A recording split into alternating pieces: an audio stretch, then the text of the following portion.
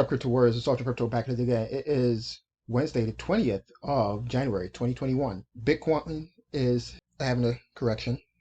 Lost for words here. I don't know why. But yeah, Bitcoin is correcting.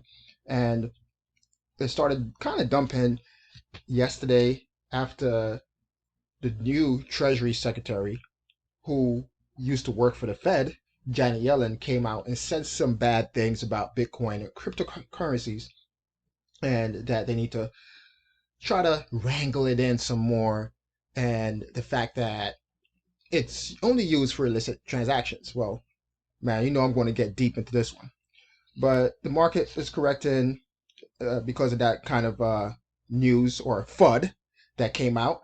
And we're seeing it's mostly Bitcoin taking the hit right now. Litecoin, you know, Bitcoin's little brother, is taking the hit. Bitcoin Cash, Stellar is correcting a little bit. And after the top 10, it looks like it's red on the way down. But ETH is still in the green because it pumped a lot, broke its all-time high yesterday. And Polkadot is still, it's going to take a lot for it to get back to where it was, because it pumped 100% over the past week. All right. And then we have XRP that's in the green within the last hour, but still down for the week. Cardano is up still for the week. All right, let's get into it. So here we are. This is coming from Forbes. The false narrative of Bitcoin's role in illicit activity. This is Haley Lennon, contributor, crypto and blockchain. I cover regulatory developments impacting the cryptocurrency industry. All right, speaking at a Senate Finance Committee hearing today, which was yesterday, Janet Yellen, President-elect Joe Biden's pick for Secretary of the Treasury, stated cryptocurrencies are a particular concern when it comes to criminal activity and terrorist financing. We all know that that's a false narrative, and I'm glad that this person here, Haley Lennon, she broke it down. She got all the reports and everything, and we're going to dig deep into it right now. A false narrative. The majority of cryptocurrency is not used for criminal activity. According to an excerpt from Chain Analysis 2021 report, in 2019, criminal activity represented 2.1% of all cryptocurrency transaction volume, roughly $21.4 billion worth of transfers. In 2020, the criminal share of all cryptocurrencies fell to just 0.34%, or $10 billion in transaction volume. So it's going down because, you know why? You could track cryptocurrencies. You could track Bitcoin. You could track Ethereum. The only ones out there that you can't track are the privacy coins, and the best privacy coin is Monero. All right, let's go down some more. According to the UN, it is estimated that between 2 and 5% of global GDP, $1.6 to $4 trillion annually, is connected with money laundering and illicit activity. This means that criminal activity using cryptocurrency transactions is much smaller than fiat currency, and its use is going down by the year.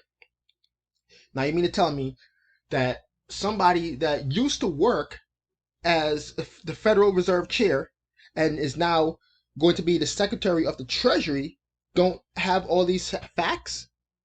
Is she that incompetent? Is she that stupid to not know these facts, that these numbers and these reports are out there? I highly doubt that. Scroll down some more. Talk about privacy coins. Still, some regulators may point to Zcash and other anonymous privacy coins as the source of money laundering concern. Privacy coins often use zero-knowledge protocol to shield customer information from another party in a transaction. For example, Zcash operates in an opt-in privacy feature where users can decide if funds information is transparent or shielded. And guess what? Most people aren't doing that. Okay, most people aren't doing that, and they probably don't even know how to do it. Let's be honest here, okay? Last year, the Round Corporation, a not-for-profit research organization that helps to improve policy and decision-making through research and analysis, conducted a study on uses for cryptocurrency privacy coins. The report noted that despite perceived attractiveness of cryptocurrencies for money laundering purposes, An estimated 99% of cryptocurrency transactions are performed through centralized exchanges, which can be subject to AML and a CFT regulation. All right, so that's anti-money laundering, and I don't know what CFT is.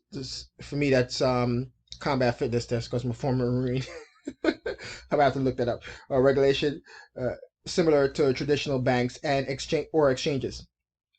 All right, the report concluded Zcash is a cryptocurrency that uses zero knowledge proofs. Yada yada yada. The report pointed back to Bitcoin as more of a concern than privacy coins, only noting that criminals choose to go where the money is. So again, because Bitcoin is the most liquid cryptocurrency out there, when they're doing ransomware or quote unquote criminal activities, if they choose to use a crypto, they choose to use Bitcoin because it's easier to transact in Bitcoin. Just like it's easier to transact in the US dollar. All right? They go where the money is.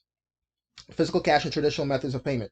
According to a 2020 report by Swift, this is the system that the banks use. This is what XRP bag holders are going up against. That's what XRP is competing with. They're competing with Swift, an ancient tech from the 70s.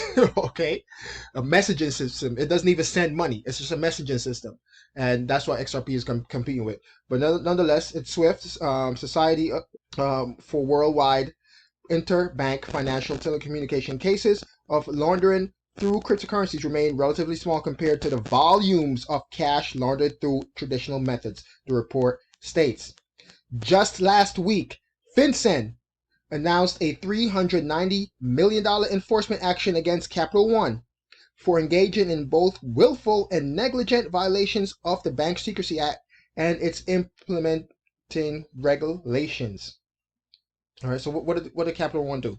Capital One admitted to willfully, I don't know why that was so hard, willfully failing to implement and maintain an effective AML, anti-money laundering program to guard against money laundering. Capital One also admitted that it willfully failed to file thousands of suspicious activity reports, or SARs, and negligently failed to file thousands of currency transaction reports with respect to a particular business unit known as check cashing group. The violations occurred from at least 2008 through 2014, and they're just now paying the fine for it. So that fine, right, that $390 million seems like a lot to us, of course, right? That's a lot of money, but that's just the cost of doing business because they're just paying the fine now. This is over a decade ago. This was from 2008. I wonder what happened during 2008. Let's see. Oh, yeah. The last financial crisis where banks were doing shady and criminal activities. All right. Again, banks are the real criminals. Banks are the ones laundering money. Banks are the ones that are up to no good and using the US dollar for illicit activities. So you mean to tell me that this lady that was was in charge of the Fed, a private bank, and is going to be the Secretary of the Treasury now, had no idea of these facts? Total BS. But here it is. This is why I say that we are being manipulated, or the cryptocurrency market is being manipulated. Here it is. Boom. Blackrock funds may engage in Bitcoin futures, and SEC filing suggests. Now, Blackrock, all right, is the largest fund manager in the world. They have $7.5 trillion on the management. $7.5 trillion on the management. They all know each other. They all run in the same circle. All right, they're all friends. Maybe she got a tap on the shoulder. Hey, you're gonna go get this Senate confirmation hearing. Yada yada yada. Let's drop the price for us a little bit. Let's talk bad about crypto and Bitcoin and drop the price. This way we could pick it up on the cheap.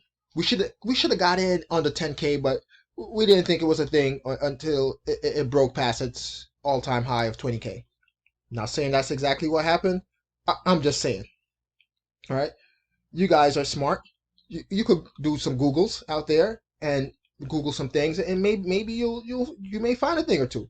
But again, they are the largest asset manager in the world, and they all know each other. They know the Federal Reserve chair.